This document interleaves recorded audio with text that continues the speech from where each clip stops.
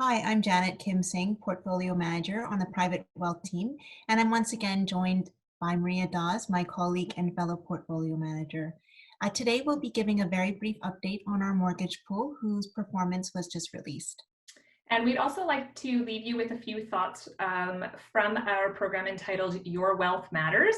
These are short segments regarding financial stewardship issues, and you can find more information, blog posts, and the radio segments that we've done previously on our website. Just look for the Your Wealth Matter tab under Private Wealth. So Janet, why don't you give us a quick update on the mortgage pool for the month of April?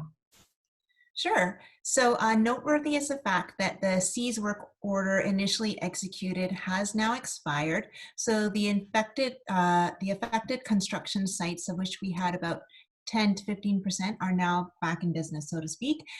We also once again made the decision to increase our forward-looking factor, or what I call our rainy day reserves. And I think this is a prudent decision from our investment management team. When you think about it, each borrower will already have their own contingency fund because delays and budget overruns are inevitable in the construction world. But overlaying that, we have our own built-in reserve fund as well in case a borrower were to delay or default on a payment.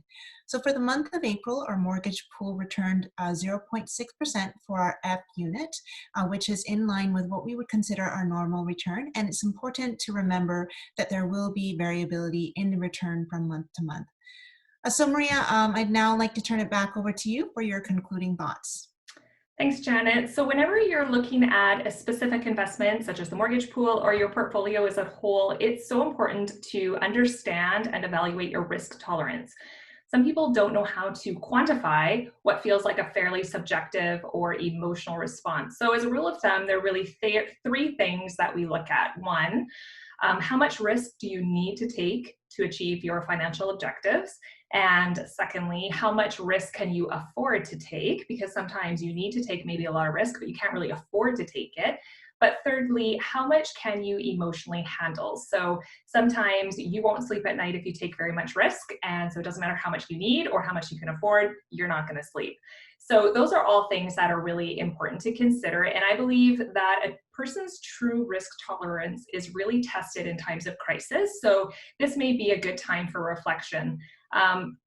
Proverbs 27:12 says, "A prudent man sees danger and hides himself, but the naive proceed and pay the penalty." So I think as good stewards of our financial resources, this is a good lesson to follow. Be prudent. Don't be naive with respect to the risks that you're taking. That's great, Maria. Guys, we are still open for business and love to hear from you in this challenging season. We are currently doing Zoom calls, but the team will be looking to slowly transition back into the office within the next few weeks to months. So we will keep you informed as we go along the way. If you would like to reassess your risk tolerance off the back of Maria's comments, then please be in touch. We'd love to meet with you. Thanks for joining us today, and we hope to continue doing these updates every second week with the expectation that we'll be moving to a monthly format at some point down the road. Thanks so much, guys. Thank you. Bye-bye.